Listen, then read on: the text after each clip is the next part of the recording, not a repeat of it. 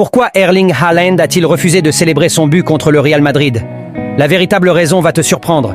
Lors du match de Ligue des Champions entre Manchester City et le Real Madrid, l'intensité était folle du début à la fin. Un de ces matchs où chaque ballon compte et où la pression est à son maximum. Manchester City obtient un penalty. Le public retient son souffle.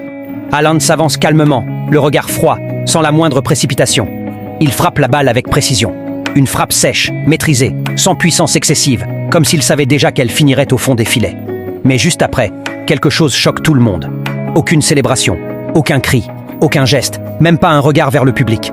Haaland refuse de célébrer. Et là, l'image prend un tout autre sens. Ce silence n'était pas un hasard, et encore moins de l'arrogance. C'était un message. Haaland a déjà trop célébré contre les petites équipes. Il a montré sa joie quand l'enjeu n'était pas vraiment important. Aujourd'hui, face au Real Madrid, il comprend qu'inscrire un but ne suffit pas. Il est devenu un leader.